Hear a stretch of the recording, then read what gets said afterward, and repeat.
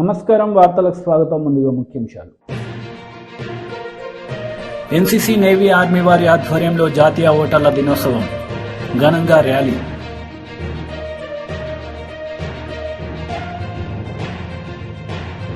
డెబ్బైదవ గణతంత్ర దినోత్సవం సందర్భంగా జాతిని ఉద్దేశించి భారత రాష్ట్రపతి ద్రౌపది ముర్ము ప్రసంగం.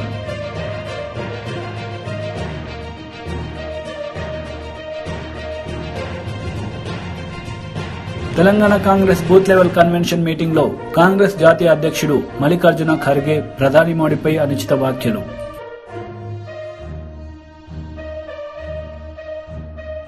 కాకినాడ జిల్లాలో కాంగ్రెస్ పార్టీ విస్తృత స్థాయి సమావేశం. ముఖ్య అతిథిగా పాల్గొన్న PCC chief YS Sharmila Reddy. Chandrababu జగన్లపై ఆరోపణ. 75వ గణతంత్ర దినోత్సవ సందర్భంగా జాతిని ఉద్దేశించి భారత రాష్ట్రపతి ద్రౌపది ముర్ము ప్రసంగించారు. ఈ సందర్భంగా దేశ ప్రజలకు శుభాకాంక్షలు తెలిపారు. बड़ा योगदान देते हैं। गणतंत्र दिवस के पावन अवसर की पूर्व संध्या पर सभी देशवासी हमारे सशस्त्र बलों, पुलिस और अर्धसैन्य बलों का भी कृतज्ञता पूर्वक अभिनंदन करते हैं। उनकी बहादुरी और सतर्कता के बिना हम उन प्रभावशाली उपलब्धियों को प्राप्त नहीं कर सकते थे जो हमने हासिल कर ली है। अपने वाणी को विराम देने से पहले मैं न्यायपालिका और सिविल सेवाओं के सदस्यों को भी शुभकामनाएं देना चाहती हूँ।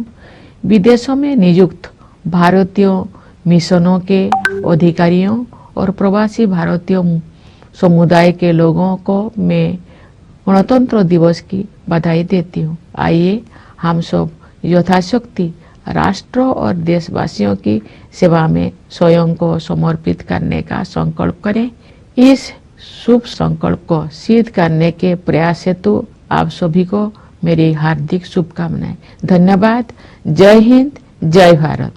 సీఎం క్యాంపు ఆఫీస్ నుండి ఏజెన్సీ ప్రాంతాల్లో 300 మొబైల్ టవర్లను ప్రారంభించిన సీఎం వైఎస్ జగన్ ఈ సందర్భంగా ఆయన మీడియాతో మాట్లాడారు. దాదాపుగా 400 టవర్లు ఇంతకు ముందు జూన్ మాసంలో 100 టవర్లు ఇదే మాదిరిగానే ఇనాగ్రేట్ చేయడం జరిగింది. ఈరోజు మరో 400 టవర్లు ఈరోజు మరీ ముఖ్యంగా అల్లూరి సీతారామరాజు జిల్లా, మన్యం జిల్లా ఇటువంటి గిరిజన గ్రామాలకు ఎక్కడైతే కనెక్టివిటీ పూర్తిగా లేని పరిస్థితి ఎక్కడైతే ఉందో, ఎటువంటి గ్రామాలు ఎక్కడైతే ఫోన్లలో మాట్లాడాలి అంటే కూడా పరిస్థితులు అనుకూలించని, వాతావరణం అనుకూలించని పరిస్థితులు ఎక్కడైతే ఉన్నాయో, సంక్షేమ పథకాలు ప్రతి ఇంటికి కూడా తీసుకుని వెళ్ళాలి, ట్రాన్స్పరెంట్గా ఆ సంక్షేమ పథకాలన్నీ కూడా ప్రతి ఇంట్లో కూడా అందాలి అని తాపత్రయంతో అడుగులు వేగంగా కూడా వేస్తా ఉన్నాం. ఇందులో భాగంగా ఈరోజు 400 టవర్లు అంటే దాదాపుగా 400 కోట్ల రూపాయలతో దగ్గర ఇన్వెస్ట్మెంట్తో పెట్టుబడి పెడుతూ ఈరోజు ఈ 400 టవర్లతో దాదాపుగా 2 లక్షల మంది జనాభాకు 42,000 ఇంతకుముందు 42,000 జనాభా, ఇప్పుడు చేస్తా ఉన్న ఈ 400 టవర్లతో మరో 2 లక్షల మంది జనాభాకు ఈ టవర్లు ఉపయోగపడే పరిస్థితి వస్తుంది. ఇప్పుడు చేస్తా ఉన్న గ్రామాలు దాదాపుగా మరో 944 గ్రామాల హ్యాబిటేషన్స్ దీని ద్వారా కనెక్ట్ కూడా అవుతా ఉన్నాయి. పోవాల్సిన మార్గం ఇంకా ఎక్కువ ఉంది, దూరంగా ఉంది. దాదాపుగా ఇంకా మనం చేయాల్సిందే ఇంకా మరో 2,400 టవర్లను కూడా రాబోయే నెలల్లో వేగంగా తీసుకొని వచ్చే కార్యక్రమం కూడా జరుగుతూ ఉంది. ఇప్పుడు దాదాపుగా 2,900 టవర్లు పెట్టాలనే ఆలోచనతో దాదాపుగా 5,459 గ్రామాలు హ్యాబిటేషన్స్ ఏదైతే చిన్న చిన్న గ్రామాలు ఎక్కడెక్కడైతే ఉన్నాయో, ఈ కనెక్టివిటీ లేని గ్రామాలు ఏదైతే ఉన్నాయో ఆ గ్రామాలన్నింటినీ కూడా కనెక్టివిటీలోకి తీసుకొచ్చే ఒక బృహత్తర ప్రణాళికలో దాదాపుగా 119 కోట్ల రూపాయలతో ఈ కార్యక్రమానికి కార్యాచరణ చేయడం జరిగింది. ఈ కార్యక్రమంలో సఫలీకృతం చేసేందుకు కేంద్ర ప్రభుత్వంతో మాట్లాడడము, కేంద్ర ప్రభుత్వాన్ని ఒప్పించడము, కేంద్ర ప్రభుత్వంని కూడా దీంట్లో భాగస్వామ్యం చేస్తూ అడుగులు వేగంగా కూడా వేయగలిగాం. దీనికి సంబంధించి ఇప్పటికే భూములన్నీ కూడా ల్యాండ్ ఏదైతే కేటాయించాల్సి ఉందో టవర్లకు సంబంధించి అన్ని రకాలుగా ఆ ల్యాండ్ను మొత్తము ఆ భూములన్నీ కూడా ఈ 2900 దగ్గర లొకేషన్స్ లో ల్యాండ్ ఇచ్చేయడం జరిగింది. రైట్ ఆఫ్ వే కూడా ఎటువంటి ఇబ్బంది లేకోకుండా వాళ్లకు ఆ అనుమతులు ఇవ్వడమే కాకుండా ఆ పరిస్థితులు కూడా క్రియేట్ చేయడం జరిగింది. కరెంట్ కనెక్షన్ కూడా వీళ్లకు ఆ టవర్లు ఎస్టాబ్లిష్ చేయడానికి వాటిని కూడా ఇవ్వడం కూడా జరిగింది. సో రాష్ట్ర ప్రభుత్వం తరపు నుంచి చేయాల్సినవన్నీ కూడా వేగంగా చేయాల్సిన స్పీడ్ కన్నా ఇంకా రెట్టించిన స్పీడ్లో చేయడం జరిగింది. టవర్ల కన్స్ట్రక్షన్ కార్యక్రమం కూడా ఇప్పటికే మొదలైంది.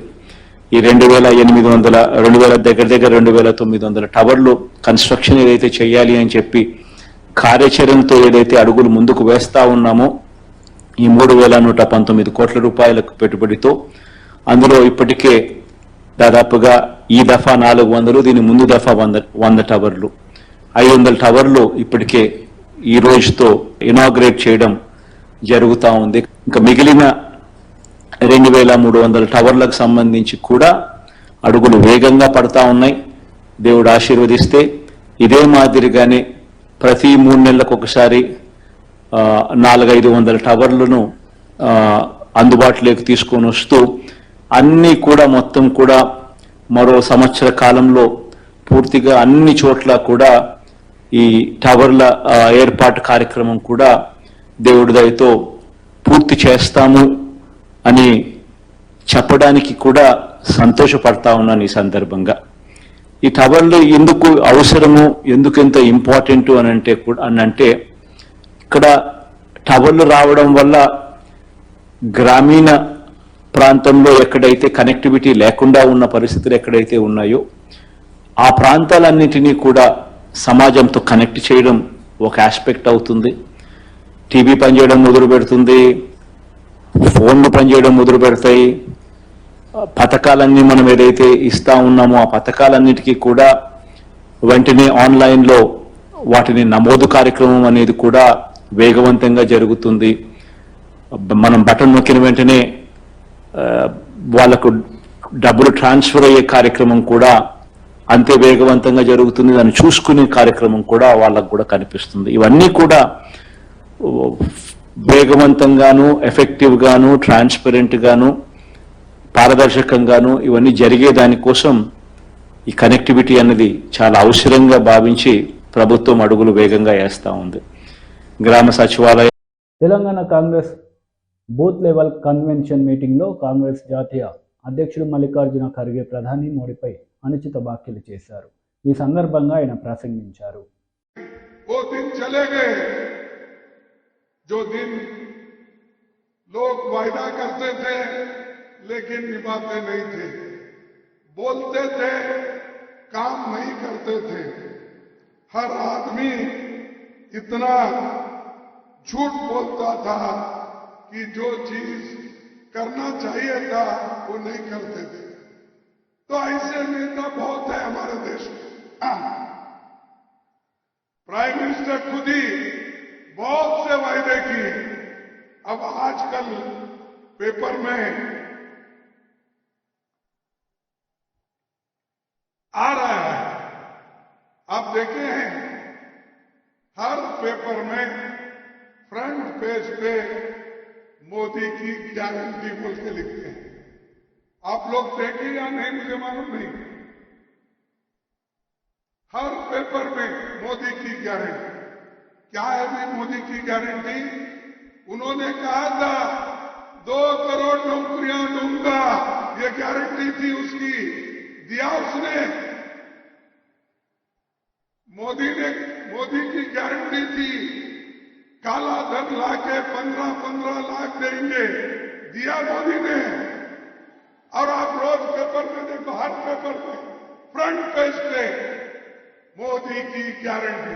अरे बाप, तुम पहले की गारंटी नहीं दिए लोगों को, अब कौन सी गारंटी देने वाले हैं? मैं पूछता हूं। मेरे को परसों मिले थे सुभाष चंद्र बोस के जयंती के दिन। मैं उस दिन पूछना बोला था, फिर अच्छा नहीं था क्योंकि वो सुभाष चंद्र बोस की जयंती थी, इसीलिए मैं वो बात ज्यादा नहीं किया।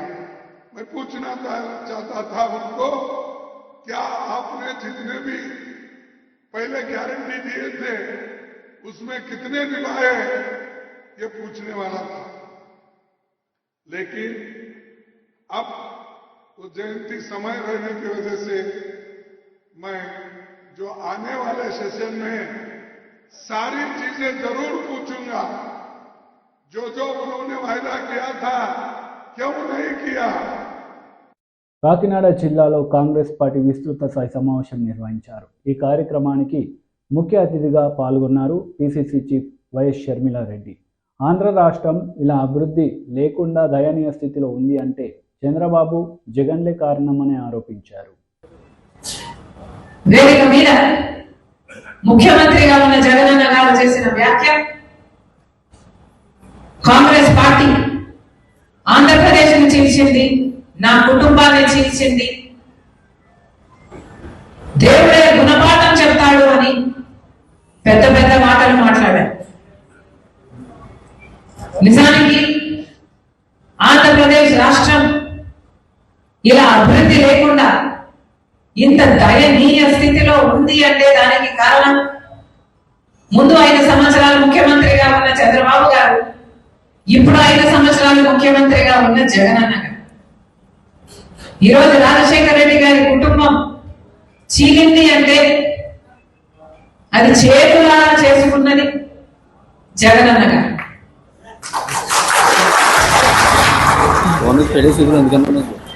దీనికి సాక్ష్యం దీనికి సాక్ష్యం నా తల్లి విజయమ్మ రాజశేఖర రెడ్డి గారి భార్య. దీనికి సాక్ష్యం నా యావత్ కుటుంబం.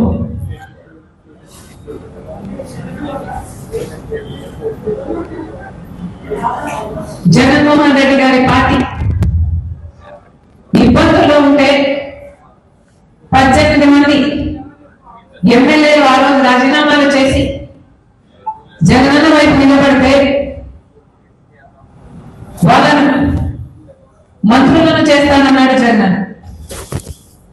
ఈరోజు వాళ్ళలో ఎంతమంది మంత్రులుగా ఉన్నారు? వాళ్ళు రాజీనామాలు చేస్తే అమ్మా నేను వాళ్ళ కోసం తిరిగాను, వాళ్ళ గెలుపుకు పాటుపడ్డారు, వాళ్ళను గెలిపించారు. ఆ తర్వాత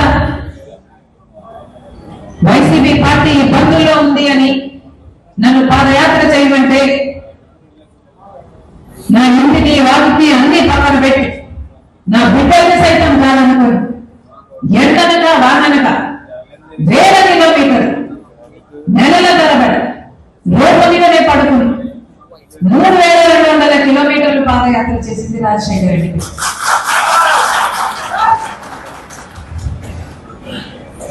ఆ తర్వాత సమైక్య ఆంధ్ర కోసం యాత్ర చేయమని అడిగితే మన ప్రజల బాధ కోసం కదా అని ఆ యాత్ర కూడా చేశారు. తెలంగాణలో ఓదార్పు యాత్ర, రాజశేఖర రెడ్డి గారు చనిపోయిన కుటుంబాలు పరామర్శించడం అది కూడా చేశారు. ఎప్పుడు అవసరం వస్తే అప్పుడు వారికి అండగా నిలబడ్డారు. ఏది కావాలని అడిగితే మాట్లాడకుండా, ఎందుకు అని అడగకుండా, స్వలాభం చూసుకోకుండా, నాకేమిటి అని ఆలోచించకుండా నిస్వార్థంగా మీకోసం ఏదైతే అది చేశారు. ఆఖరికి మొన్న ఎన్నికలు బాయ్ బాయ్ బాబు అనే క్యాంపెయిన్. విశాఖ ఉక్కు కర్మాగారం నిరసన దీక్ష శిబిరాన్ని సందర్శించి సంఘీభావం తెలిపారు APCC chief YS Sharmila Reddy. Visakha ఉక్కు ఆంధ్రాల హక్కు అంటూ నినాదాలు చేశారు. మళ్ళీ చెప్తున్నాం, కాంగ్రెస్ పార్టీ ఉన్నంత వరకు విశాఖ స్టీల్ ప్లాంట్ ని ప్రైవేటైజ్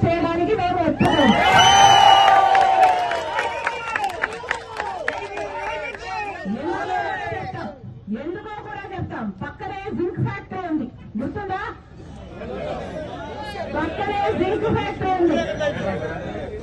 దాన్ని తీసుకెళ్లి వేదాంతాకి ఇచ్చారు, ప్రైవేటైజ్ చేశారు, వేదాంతాకి ఇచ్చారు. ఇప్పుడు జింక్ ఫ్యాక్టరీగా ఉందా? దాన్ని మూసేశారు. అంటే అంతమంది ఎంప్లాయీస్ వాళ్ళ జీవనోపాధి కోల్పోయినట్టే. అంటే ఇప్పుడు జింక్ ప్లాంట్ లో అసలు ఉపాధి లేదు. ఇప్పుడు వేదాంతాకి ఇచ్చారు, వాళ్ళు రియల్ ఎస్టేట్ చేస్తారు. అదే జరగబోతుంది ఇది కూడా. దీన్ని ప్రైవేటైజ్ చేస్తే ఈ 30,000 కుటుంబాలు రోడ్డున పడతాయి. ఆ తర్వాత దాని పైన అసలు దీని కెపాసిటీ 20 మిలియన్ టన్నులు. అంటే డైరెక్ట్ గానే 1,00,000 కుటుంబాలకు ఎంప్లాయ్మెంట్ ఇచ్చే ప్రాజెక్ట్. అలాంటప్పుడు దీని మీద ప్రభుత్వాలు ఎంత శ్రద్ధ పెట్టాలి? అవి పెట్టకపోగా ప్రైవేటైజ్ చేస్తున్నారు అంటే దుర్మార్గం కాకపోతే ఇంకా ఏమనాలి?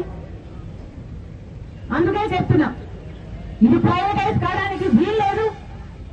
కాంగ్రెస్ పార్టీ దీనికి ఒప్పుకోదు. నేనే కాదు, రాహుల్ గాంధీ గారిని కూడా తీసుకొస్తాను. రాహుల్ గాంధీ గారి చేత కూడా ఇది ప్రైవేటైజ్ కావడానికి వీల్లేదు, మేము ఒప్పుకోము అని రాహుల్ గాంధీ గారి చేత కూడా మీకు మాటిస్తామని చెప్తున్నారు. మేనిఫెస్టోలో కూడా, రాబోయే ఎన్నికల మేనిఫెస్టోలో కూడా కాంగ్రెస్ పార్టీ ఈ అంశాన్ని చేర్చబోతుంది.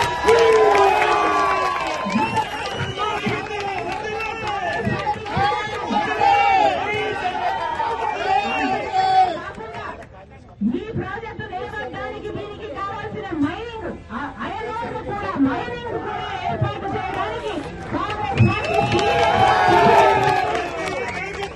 అంతేకాదు ఇంకా వీళ్ళకు ఉద్యోగాలు రాని 8,000 కుటుంబాలకు కూడా, ఆ బిడ్డలకు కూడా ఉద్యోగ అవకాశాలు ఇచ్చేటట్టు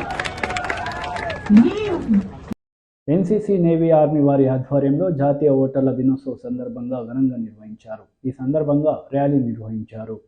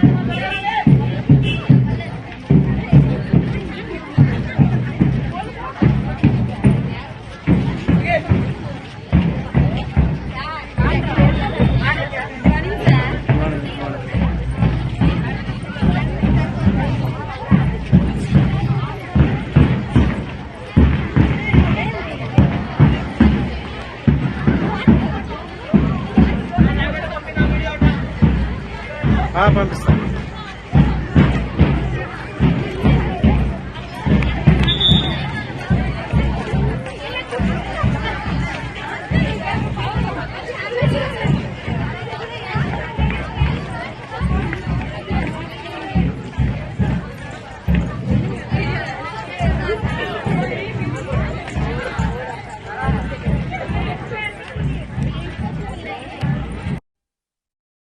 ఉండవల్లి అరుణ్ కుమార్ ప్రెస్ మీట్ నిర్వహించారు. ఈ సందర్భంగా పలు అంశాలపై ఆయన మాట్లాడారు.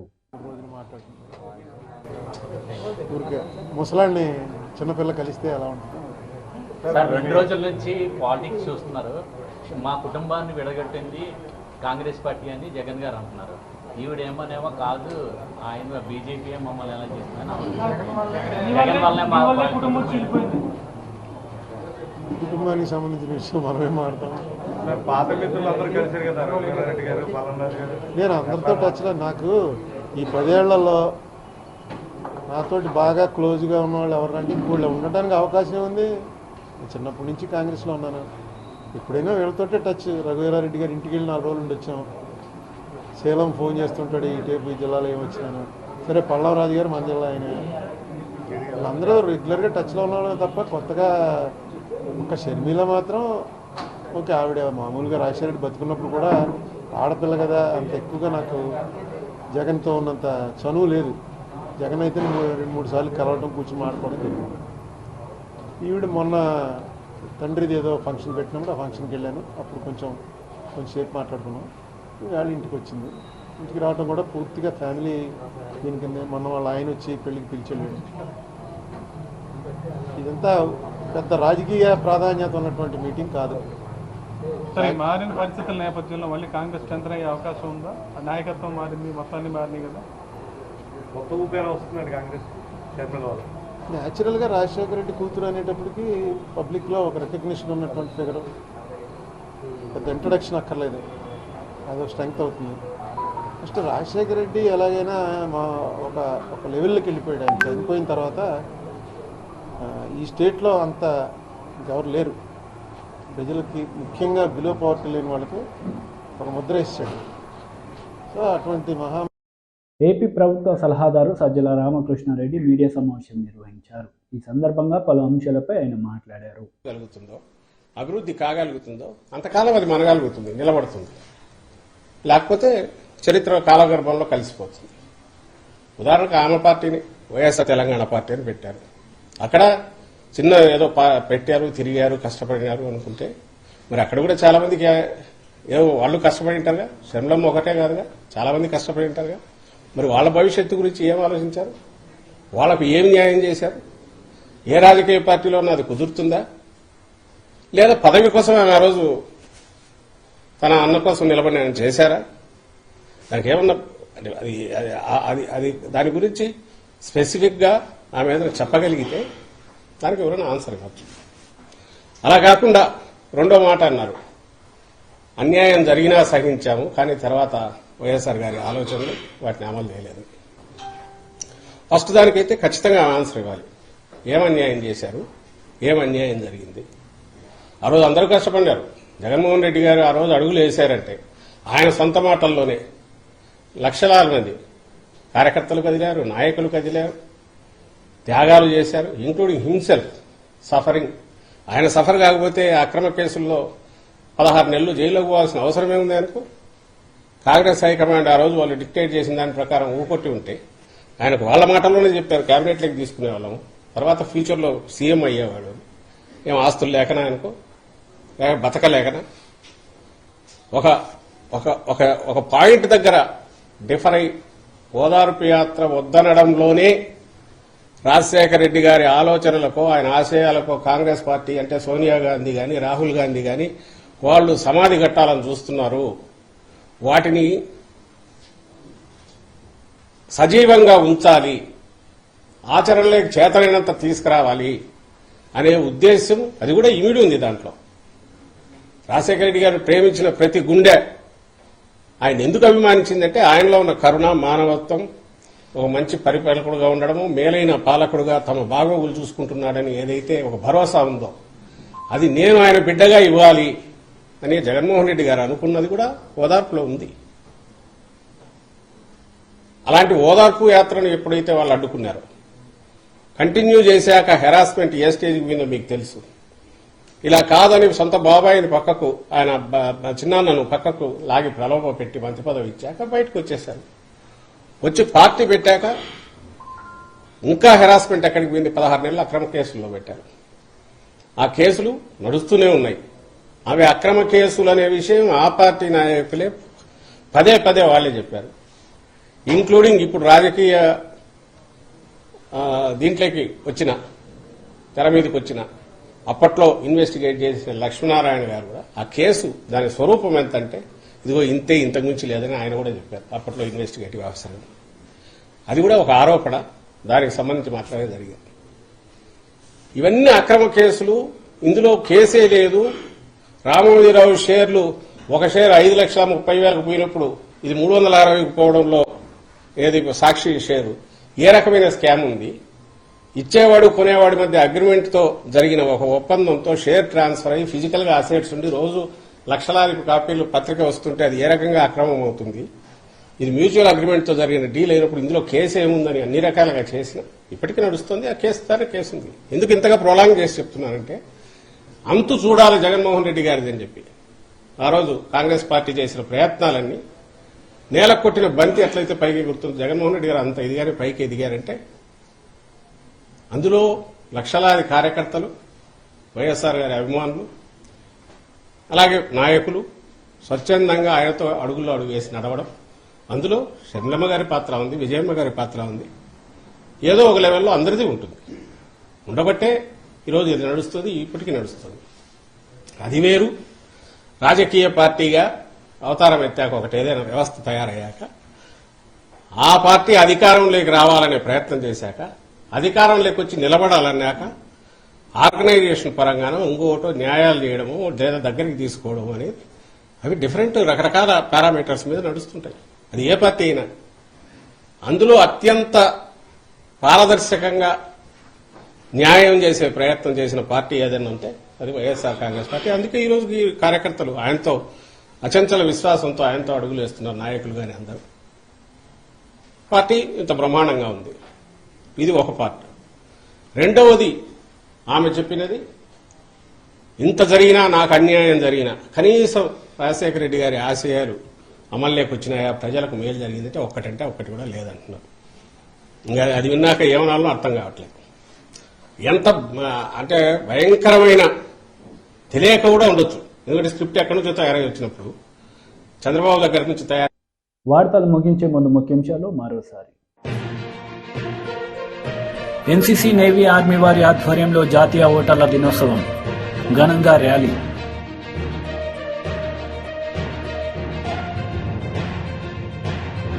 డెబ్బై 75వ గణతంత్ర దినోత్సవ సందర్భంగా జాతిని ఉద్దేశించి భారత రాష్ట్రపతి ద్రౌపది ముర్ము ప్రసంగం.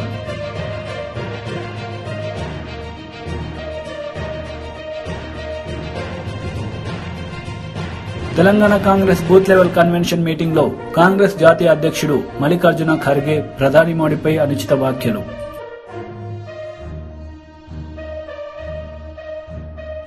కాకినాడ జిల్లాలో కాంగ్రెస్ పార్టీ విస్తృత స్థాయి సమావేశం. ముఖ్య అతిథిగా పాల్గొన్న PCC chief YS Sharmila Reddy. Chandrababu, జగన్లపై ఆరోపణ. ఈ వార్తలు ఇంతటితో సమాప్తం. తిరిగి ప్రసారమయ్యే వార్తల్లో మళ్ళీ కలుద్దాం. అంతవరకు సెలవు. నమస్తే.